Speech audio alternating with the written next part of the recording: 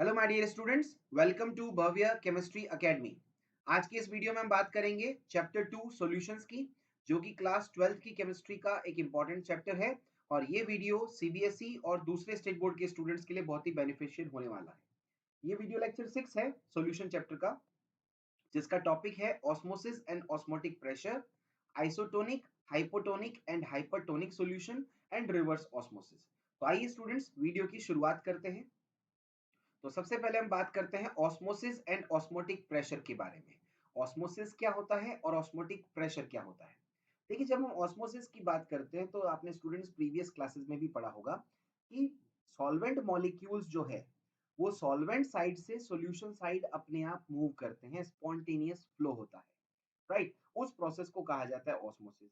या हम ये कह दें कि अगर आपके पास एक डाइल्यूट सॉल्यूशन है और एक कंसंट्रेटेड सॉल्यूशन है, दोनों को आपने सेपरेट कर रखा है सेमी परमिएबल मेम्ब्रेन से, तो डाइल्यूट सॉल्यूशन से कंसंट्रेटेड सॉल्यूशन की ओर बात करें या सॉल्वेंट साइड से सॉल्यूशन साइड की ओर बात करें, जब सॉल्वेंट के मॉलिक्यूल्स का स्पॉन्टेनियस फ्लो होगा, अपने आप जब फ्लो होगा, और वो भी सेमी परमिएबल मेम्ब्रेन के थ्रू होगा, उसको हम बोलेंगे ऑस्मोसिस। तो क्या कह देंगे?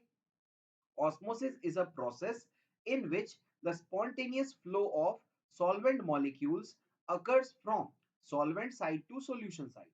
ठीक है, यानी ऑस्मोसिस एक ऐसा प्रोसेस है जिसमें स्पॉन्टेनियस फ्लो होता है सॉल्वेंट मॉलिक्यूल्स का, कहां से? सॉल्वेंट साइड से सॉल्यूशन साइड की तरफ। ठीक है, या हम कह दें डाइल्यूट सॉल्यूशन से कंसंट्रेटेड सॉल्यूशन की तरफ, और वो भी कैसे होता है? Through a semi permeable membrane. ठीक है, osmotic pressure of the solution is the pressure developed as a result of osmosis। अगर आपसे स्टूडेंट्स को सिंपल डेफिनेशन पूछे ना कि ऑस्मोटिक प्रेशर की सिंपल डेफिनेशन क्या है, तो भैया ऑस्मोसिस जब हुआ उसकी वजह से जो प्रेशर डेवलप हुआ वही ऑस्मोटिक प्रेशर है। तो हम क्या कह देंगे? Osmotic pressure of the solution is the pressure developed as a result of osmosis. Osmosis की वजह से, ऑस्मोसिस के परिणाम स्वरूप जो प्रेशर डेवलप हुआ उसी को ही क्या कहा जाता है? Osmotic pressure. ठीक है, अब आगे देखिए और क्या कह सकते हैं इसको? It is the hydrostatic pressure build upon the solution which just stop the process of osmosis. यानी ऑस्मोसिस हो रहा है, solvent molecule semi permeable membrane से मूव कर रहे हैं सॉल्वेंट साइड से सॉल्यूशन साइड, या हम कह दें डाइल्यूट सॉल्यूशन से कंसंट्रेटेड सॉल्यूशन। अब अगर आप चाहते हो कि फ्लो रुक जाए, इस फ्लो को आपको रोकना है, तो इस फ्लो को रोकने के लिए, इस ऑस्मोसिस के प्रोसेस को रोकने के लिए जो हाइड्रोस्टेटिक प्रेशर आप लगाएंगे सॉल्यूशन साइड पे, उसी को ही क्या कहते हैं? Osmotic pressure. तो दूसरी डेफिनेशन होगी ऑस्मोटिक प्रेशर की, थोड़ी सी स्टैंडर्ड और टेक्निकल टर्म्स के रेस्पेक्ट में। अगर आपने थ्री इडियट्स मूवी देखी है तो एक तरह से हम कहते हैं कि चतुर वाली डेफिनेशन सेकंड वाली हो गई और रेंचो वाली डेफिनेशन फर्स्ट वाली हो गई। जो सिंपल बात बता रहा है कि ऑस्मोसिस की वजह से जो प्रेशर डेवलप हुआ वो ऑस्मोटिक प्रेशर। और थोड़ा सा टेक्निकल टर्म्स में बताएं जो हमारे प्रोफेसर साहब को पसंद आएगी, जो एग्जामिनर को पसंद आएगी, तो आपको ये आइडिया होना चाहिए। देखो, एमसीक्यूज के हिसाब से कहें तो दोनों डेफिनेशन आनी चाहिए, लेकिन आपको मीनिंग दोनों का समझ में आना चाहिए कि क्या कहना चाह रहा है, राइट? तो सेकंड डेफिनेशन क्या हो गई ऑस्मोटिक प्रेशर की? It is the hydrostatic pressure build upon the solution. ये प्रेशर कहां लगाते हो आप? सॉल्यूशन साइड में, which just stops the process of osmosis, जिससे कि ऑस्मोसिस का प्रोसेस रुक जाए। अब यहाँ पे स्टूडेंट्स एग्जामिनर थोड़ा सा ऑप्शंस चेंज कर सकता है एमसीक्यू वाले टाइप क्वेश्चन में, कि वहाँ ऑस्मोसिस को रोकने की वजह ऐसा कह देगा सॉल्वेंट मॉलिक्यूल्स को रोकेगा सॉल्वेंट साइड से सॉल्यूशन साइड जाने के लिए, या सॉल्वेंट मॉलिक्यूल्स को रोकेगा डाइल्यूट सॉल्यूशन से कंसंट्रेटेड सॉल्यूशन में जाने के लिए। तो मीनिंग तो सेम है ना, ऑस्मोसिस के प्रोसेस को ही रोकना हो गया, और वो जो रोकने के लिए आपने प्रेशर लगाया उसी को ही क्या बोला गया? Osmotic pressure. ठीक है, अब आगे देखिए, जैसा मैंने अभी कहा इसको दूसरे सेंस में कैसे कह सकते हैं, तो ऑस्मोटिक प्रेशर की थर्ड डेफिनेशन, स्टैंडर्ड डेफिनेशन भी यही कह सकते हैं इसको। Osmotic pressure of the solution is equal to the external pressure which must be applied on the solution in order to stop the flow of solvent into the solution through the semi permeable membrane। यानी osmotic pressure किसी solution का वो external pressure है जो कि solution side applied किया जाता है। क्यों? ताकि हम स्टॉप कर सकें सॉल्वेंट का फ्लो जो कि सॉल्यूशन साइड में हो रहा है, और कैसे? थ्रू सेमी परमेबल मेम्ब्रेन हो रहा है। ठीक है, तो ये तीन डेफिनेशन है, तीनों आपको मीनिंग समझ में आना चाहिए कि सॉल्वेंट का फ्लो रोकना है जो सॉल्यूशन साइड हो रहा है सेमी परमेबल मेम्ब्रेन से, उसके लिए जो आपने प्रेशर अप्लाई किया सॉल्यूशन साइड में वो भी ऑस्मोटिक प्रेशर है। या सॉल्यूशन साइड में जो प्रेशर अप्लाई किया जिससे कि ऑस्मोसिस के प्रोसेस को रोक रहे हैं, वो भी ऑस्मोटिक प्रेशर है। ये सेकंड डेफिनेशन होगी। और हम ये भी कह सकते हैं ऑस्मोसिस की वजह से जो प्रेशर डेवलप हुआ वो भी ऑस्मोटिक प्रेशर है। ठीक है, अब आगे देखिए, osmotic pressure is a colligative property. Osmotic pressure क्या है? कोलिगेटिव प्रॉपर्टी है। क्यों है colligative property? As it depends on the number of moles of solute present per unit volume और the molar concentration of the solution. यानी कि osmotic pressure एक colligative property इसलिए है क्योंकि डिपेंड करती है number of moles of solute पे, जो कि per unit volume of solution पे डिपेंड करते हैं। और number of moles per unit volume ही क्या कहलाता है? Molarity, molar concentration. यानी कि ऑस्मोटिक प्रेशर इसलिए कोलिगेटिव प्रॉपर्टी है क्योंकि ये सॉल्यूट के नंबर ऑफ मोल्स जो कि per unit volume of solution के अंदर प्रेजेंट है उस पर डिपेंड करती है। राइट, अब आगे देखिए, अब हम क्या कह देंगे कि at constant temperature the osmotic pressure of a solution containing non-volatile and non-electrolyte solute is directly proportional to the molar concentration of the solution. Constant temperature पर किसी भी सॉल्यूशन का ऑस्मोटिक प्रेशर जो होता है, जिसमें उस सॉल्यूशन में क्या है, नॉन वोलेटाइल और नॉन इलेक्ट्रोलाइट सॉल्यूट, वो डायरेक्टली प्रोपोर्शनल है मोलर कंसंट्रेशन ऑफ सॉल्यूशन पे। तो दो चीजें होंगी, पहली चीज तो टेम्परेचर कांस्टेंट होना चाहिए। और अगर टेम्परेचर कांस्टेंट है तो हम एक ऐसे सॉल्यूशन की बात करें जिसमें non volatile non electrolyte solute present है, उसका ऑस्मोटिक प्रेशर डायरेक्टली प्रोपोर्शनल है मोलर कंसंट्रेशन ऑफ सॉल्यूशन पे। तो पाई इज इक्वल टू क्या आ जाएगा? C R T. Pi is proportional to C है और टेम्परेचर कांस्टेंट है और आर भी कांस्टेंट है, तो आपने प्रोपोर्शनलिटी साइन हटाया तो कांस्टेंट आ गया आर और टी। तो pi is equal to C R T. यहाँ पाई क्या है? Osmotic pressure of solution. R क्या है? गैस कांस्टेंट जिसकी वैल्यू है R is equal to 0.0821 litre atmosphere kelvin inverse mole inverse. ये स्टूडेंट्स आपको वैल्यू याद होनी चाहिए, ध्यान रखिएगा। और ये भी पता होना चाहिए कि वैल्यू किस में है? लीटर एटमॉस्फेयर में, right. 0.0821 litre atmosphere mole inverse kelvin inverse. C क्या है? Molar concentration of the solution. In simple language we can say molarity of the solution. Molarity का फॉर्मूला क्या होता है? Number of moles of solute upon volume of solution in litre. T क्या है? Temperature in kelvin. जब सारी value put कर देंगे तो क्या आ जाएगा formula? therefore we can say pi is equal to n solute into r into t upon v solution in liter। और अगर ये सॉल्यूशन का वॉल्यूम ml में है तो ऊपर 1000 भी आ जाएगा। ये है ऑस्मोटिक प्रेशर का फॉर्मूला जो आपको यूज करना है न्यूमेरिकल्स के लिए, राइट। अब आगे देखिए, यहाँ पे हम क्या कह देंगे? n सॉल्यूट क्या है? Number of moles of solute. v solution in litre क्या है? Volume of solution in litre. अब n सॉल्यूट का फॉर्मूला क्या होता है? W solute upon mw solute. W solute क्या है? Mass of solute. mw solute क्या है? Molar mass of solute. तो हम क्या कह देंगे? Pi is equal to W solute into R into T upon mw solute into V solution in litre, right. ये फॉर्मूला आपको एग्जैक्ट यूज करना है जब सारे टर्म्स आपको गिवन हो और आपको ऑस्मोटिक प्रेशर ऑफ सॉल्यूशन पूछा जाए। ओके, अब आगे देखिए ध्यान से। अब हम बात करें स्पेशल नोट की, जो कि बहुत ही ज्यादा इंपॉर्टेंट है बोर्ड और कंपटीशन एग्जाम दोनों के लिए। क्या कह रहा है? फर्स्ट पॉइंट ध्यान से देखिए, measurement of osmotic pressure provides the best method for the determination of molar mass of proteins, polymers, biomolecules, and other macromolecules, as it is measured at room temperature and the molarity of the solution is used instead of molality। आपसे अगर पूछा जाए कि जो proteins होते हैं, polymers होते हैं, बायोमोलिक्यूल्स होते हैं या जो दूसरे मैक्रोमोलिक्यूल्स होते हैं, उनके मोलर मास के डिटर्मिनेशन के लिए कौन सी क्वालिटेटिव प्रॉपर्टी सबसे बेस्ट है? तो उसका आंसर है ऑस्मोटिक प्रेशर। फिर पूछ ले क्यों है? तो उसके दो रीजन है। पहला, ऑस्मोटिक प्रेशर का मेजरमेंट किया जाता है रूम टेम्परेचर पे, और दूसरा, ऑस्मोटिक प्रेशर के डिटर्मिनेशन के दौरान हम molarity of the solution use करते हैं इंस्टेड ऑफ मोलैलिटी। तो अगर एमसीक्यू टाइप क्वेश्चन है तो आपसे ये पूछा जा सकता है कि कौन सी क्वालिटेटिव प्रॉपर्टी बेस्ट है मोलर मास डिटर्मिनेशन के लिए, तो आंसर हो जाएगा ऑस्मोटिक प्रेशर। और अगर वेरी शॉर्ट या शॉर्ट टाइप क्वेश्चन है बोर्ड जैसे एग्जाम्स में, तो वहां पे आपको रीजन भी पूछ सकते हैं कि कौन सी क्वालिटेटिव प्रॉपर्टी बेस्ट है और क्यों। तो आपको आंसर भी देना है कि ऑस्मोटिक प्रेशर बेस्ट है मोलर मास डिटर्मिनेशन के लिए और क्यों बेस्ट है। पहला रीजन तो ये है कि उसको रूम ऑस्मोटिक प्रेशर का मेजरमेंट हम रूम टेम्परेचर पे करते हैं, और दूसरा, यहाँ पे ऑस्मोटिक प्रेशर के डिटर्मिनेशन के दौरान मोलैरिटी ऑफ सॉल्यूशन यूज किया जाता है इंस्टेड ऑफ मोलैलिटी। ओके, अब आगे देखिए, सेकंड स्पेशल नोट क्या कह रहा है? The technique of osmotic pressure for the determination of molar mass of solutes is particularly useful for biomolecules as they are generally not stable at high temperature। यानी कि एक बात तो क्लियर हो गई कि आप ऑस्मोटिक प्रेशर को ही यूज करना है और ऑस्मोटिक प्रेशर ही बेस्ट है। इसका एक रीजन हम ये भी कह सकते हैं कि जब फ्रीजिंग पॉइंट डिप्रेशन की आप बात करते हो तो टेम्परेचर बहुत लो ले जाना पड़ेगा और बॉइलिंग पॉइंट एलिवेशन की बात करो तो आपको टेम्परेचर बहुत हाई ले जाना पड़ेगा। तो बायोमोलिक्यूल्स जो हैं वो इतने हाई टेम्परेचर पर स्टेबल नहीं है और जो वाटर जैसे सॉल्वेंट्स अगर आप ले लेते हो उनके लिए भी उनकी सॉल्युबिलिटी इतनी ज़्यादा हाई है नहीं। तो हम क्या कह देंगे कि ऑस्मोटिक प्रेशर ही बेस्ट है molar mass of proteins, polymers, biomolecules और दूसरे मैक्रोमोलिक्यूल्स के मोलर मास के डिटरमिनेशन के लिए। उसमें रीजन हो जाएगा कि ऑस्मोटिक प्रेशर का मेजरमेंट किया जाता है रूम टेम्परेचर पे।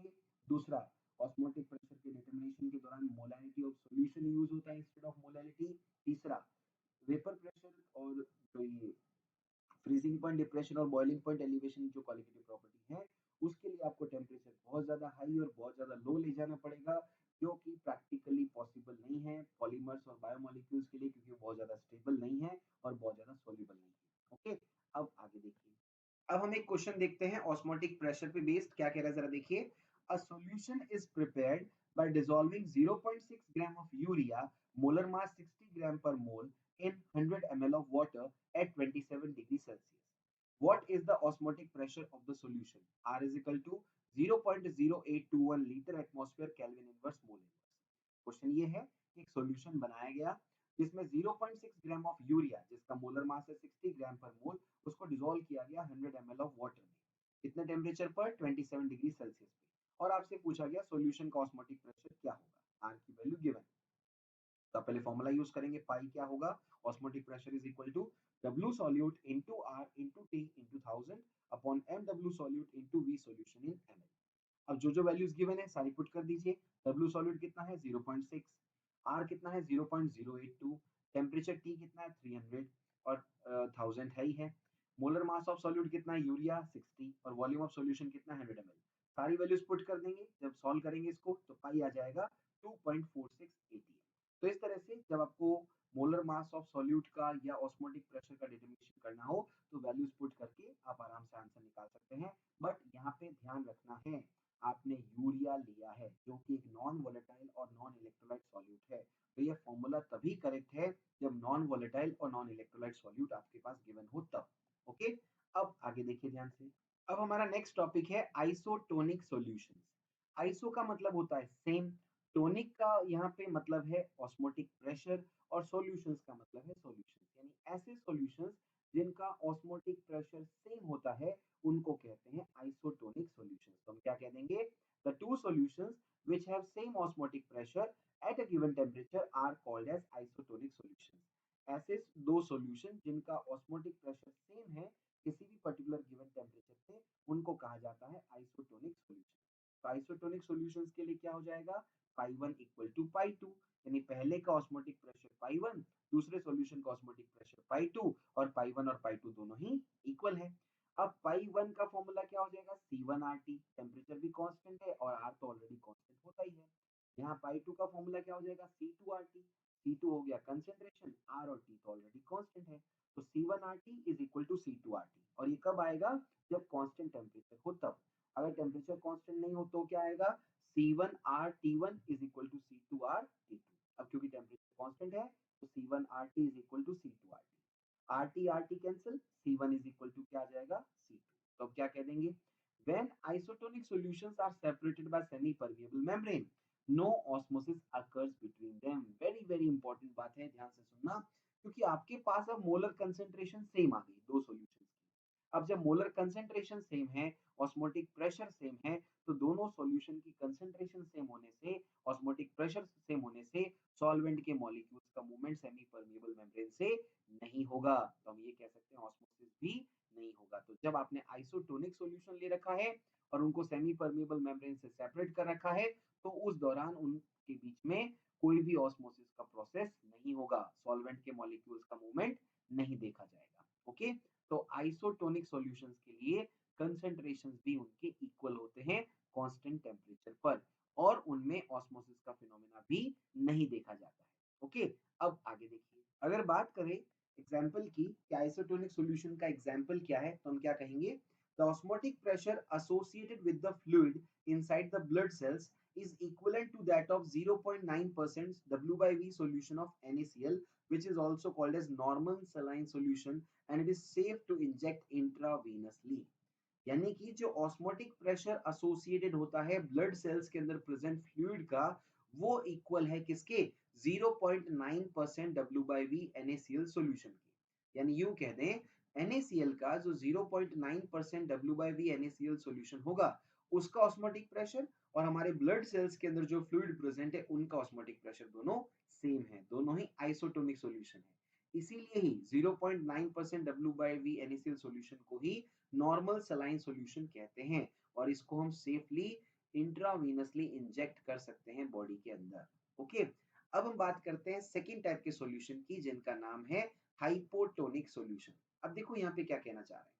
हाइपो का मतलब होता है कम, टोनिक का यहाँ पे मतलब है ऑस्मोटिक प्रेशर से, और सॉल्यूशंस का मतलब सॉल्यूशंस की बात कर रहे हैं। यानी एक ऐसा सॉल्यूशन जिसका ऑस्मोटिक प्रेशर लो है, जो भी आपको गिवन सॉल्यूशन दिया गया है उसके रेस्पेक्ट में, तो हम जिस सॉल्यूशन की बात कर रहे हैं वो होगा हाइपोटोनिक सॉल्यूशन। तो क्या कह देंगे? The solution which have low osmotic pressure than that of given solution are called as hypertonic solution, right? Hypertonic solution कौन है? ऐसे सॉल्यूशन जिनका ऑस्मोटिक प्रेशर लो होता है दिए गए सॉल्यूशन के कंपैरिजन में, और ऐसे सॉल्यूशन को क्या कहेंगे? हाइपरटोनिक। ओके, सॉरी यहाँ पे हाइपो होना चाहिए, ये hypotonic solution, right students? Hypotonic की बात हो रही है यहाँ पे, क्योंकि हाइपोटोनिक ही लिखा है ना हमने, कि जिनका लोअर ऑस्मोटिक प्रेशर उसको हाइपोटोनिक बोलेंगे, या गलती से हाइपर हो गया, it is actually hypotonic. Okay, अब आगे देखिए, तो क्या कह देंगे? फॉर हाइपोटोनिक सॉल्यूशंस, जो हमारा गिवन सॉल्यूशन है वो है पाई नॉट, और हम जिस सॉल्यूशन की बात करें वो है पाई। तो पाई वाला क्या हो गया? कम हो गया ऑस्मोटिक प्रेशर, और जो गिवन सॉल्यूशन है उसका ऑस्मोटिक प्रेशर ज्यादा हो गया। तो पाई नॉट क्या है? Osmotic pressure of given solution. Pi क्या है? Osmotic pressure of the solution जो हाइपोटोनिक जिसको हम कह रहे हैं। So C is less than C naught आएगा, और सी नॉट क्या है? Concentration of given solution. जो गिवन सॉल्यूशन है उसकी कंसेंट्रेशन क्या है? C naught. और सी क्या है? जिस सॉल्यूशन की हम बात कर रहे हैं, राइट?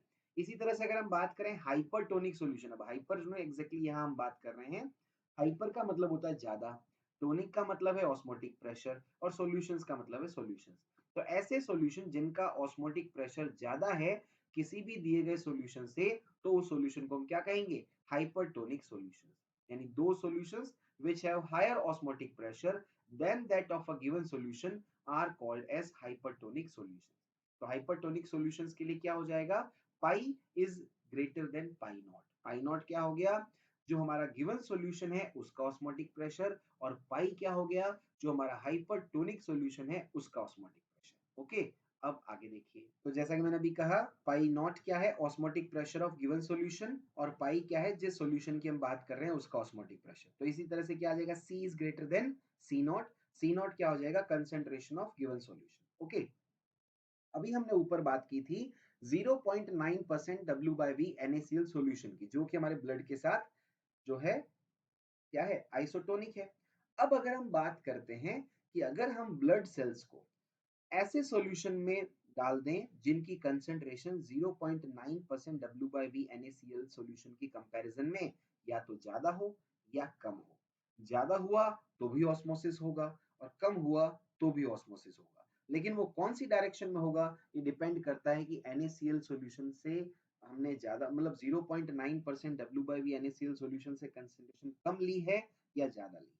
ठीक है, देखिए ध्यान से example, when the blood cells are kept in a solution having higher concentration than 0.9% W by V NaCl solution, यानी इस बार आपने क्या किया? ब्लड सेल्स तो हो गई कम कंसंट्रेशन वाली, और बाहर जो आपने NaCl लिया है उसकी जगह आपने लिया हायर कंसंट्रेशन वाला, तो बाहर कंसंट्रेशन ज्यादा हो गई। तो बाहर कंसंट्रेशन ज्यादा है, अंदर कंसंट्रेशन कम है, तो डाइल्यूट सॉल्यूशन अंदर वाला हो गया, पानी अंदर से बाहर की तरफ निकलेगा, और जब पानी बाहर की तरफ निकल जाएगा तो ब्लड सेल से सारा पानी निकलने पर ब्लड सेल्स श्रिंक हो जाएंगी, और इस प्रोसेस में पानी बाहर निकल रहा है, इसलिए इसे एक्सोऑस्मोसिस कहते हैं। तो हम क्या कहेंगे? Then the water will flow out of the cells and they will shrink. ये क्वेश्चन बोर्ड में सीबीएसई में ऑलरेडी पूछा जा चुका है, और फिर से भी पूछा जा सकता है कि जब आप ब्लड सेल्स को, इवन ये एमसीक्यू में भी पूछा जा सकता है, कंपटीशन एग्जाम के अंदर भी, कि जब आप ब्लड सेल्स को किसी ऐसे सॉल्यूशन में रखते हो जिनकी कंसंट्रेशन 0.9% WBNaCl सॉल्यूशन की कंपैरिजन में ज्यादा है, तो क्या होगा? तो हम कहेंगे एक्सोऑस्मोसिस होगा, वाटर सेल से बाहर आ जाएगा। और इस प्रोसेस को क्या बोलेंगे? एक्सोऑस्मोसिस। और इसका रिजल्ट क्या होगा? तो इसका रिजल्ट ये होगा कि ब्लड सेल्स जो है वो श्रिंक हो जाएंगी, कॉन्ट्रैक्ट हो जाएंगी, उनसे सारा पानी बाहर निकल जाएगा, राइट?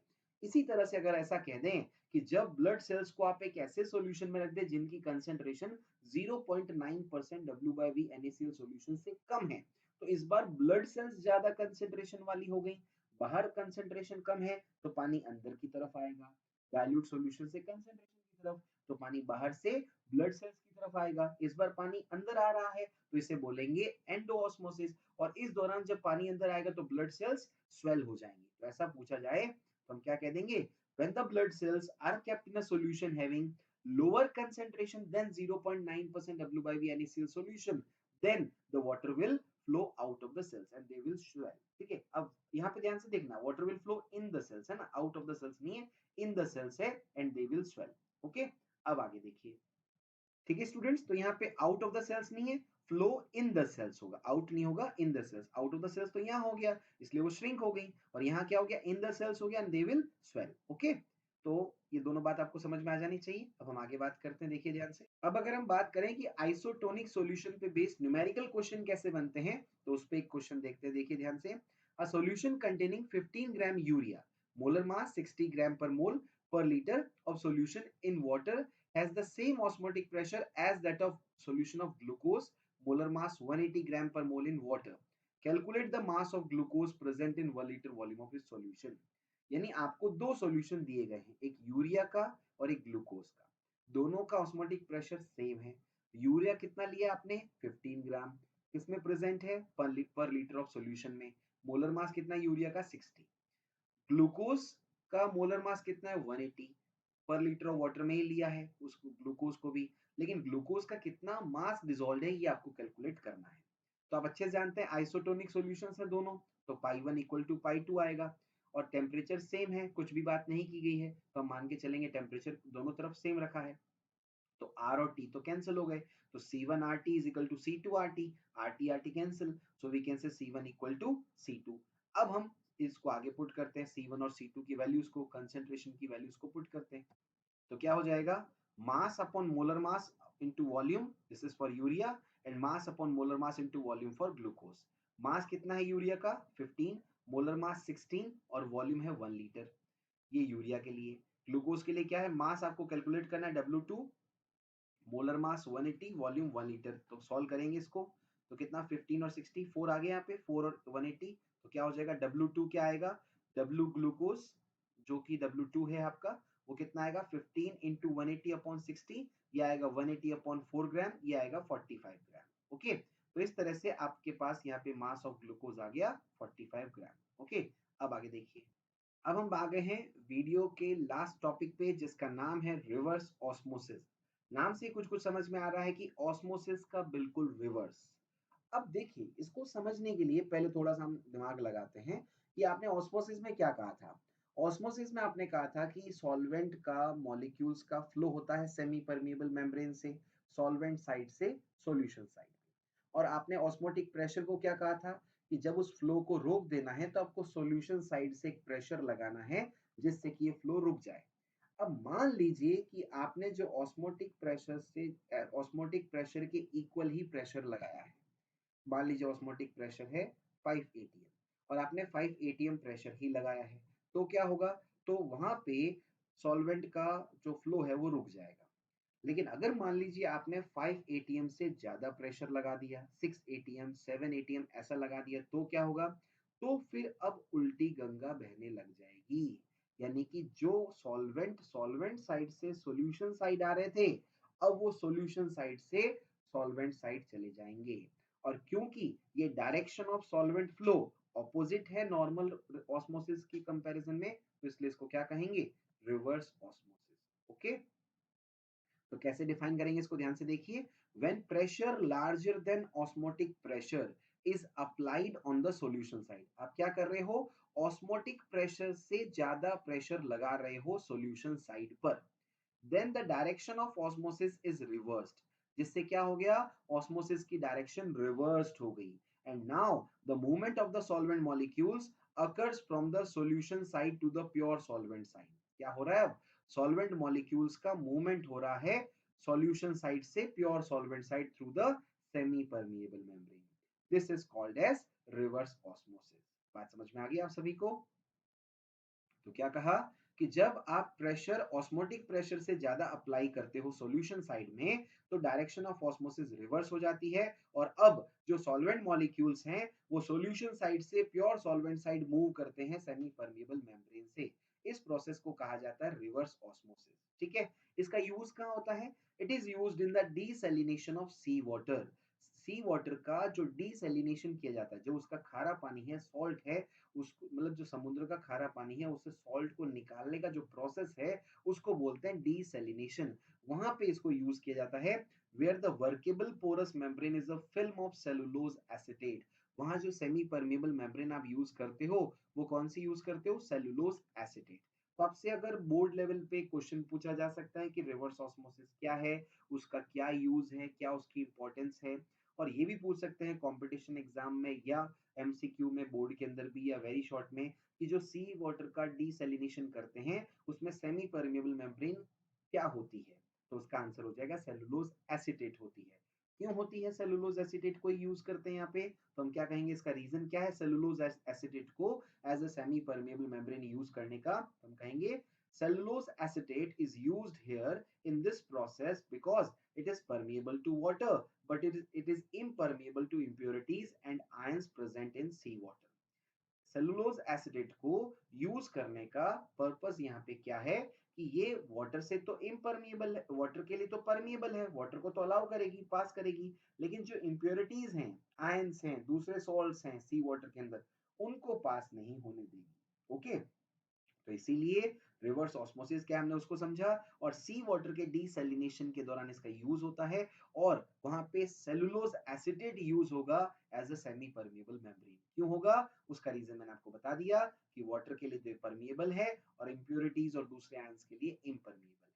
ओके, और हम हमारे घरों में जो वाटर प्योरीफायर यूज करते हैं उसमें जो आरओ होता है, जिसको अपन जनरली आरओ आरओ बोलते हैं, वो आरओ एक तरह से रिवर्स ऑस्मोसिस का फिनोमेना ही है, जो खराब या गंदे पानी को या जो इम्प्योर वाटर को प्योर वाटर में कन्वर्ट करता है, और जो वाटर हमारे से निकल के आता है उससे वाटर प्योरीफायर से वो प्योर वाटर होता है। तो इस तरह से आपने देखा, इस वीडियो लेक्चर में हमने बात की fourth qualitative property osmotic pressure के बारे में, फिर हमने पढ़ा आइसोटोनिक, हाइपरटोनिक और हाइपोटोनिक सॉल्यूशन के बारे में, और फिर हमने बात की रिवर्स ऑस्मोसिस के बारे में। उम्मीद करता हूँ जो भी यहाँ पे आपको समझाया समझ में आया होगा। अगर आपको कुछ भी बात समझ में नहीं आई हो तो आप कमेंट सेक्शन में जरूर मेंशन करें, उस पर बेस्ड हम एक सेपरेट वीडियो अलग से बना देंगे। Okay students, thank you very much.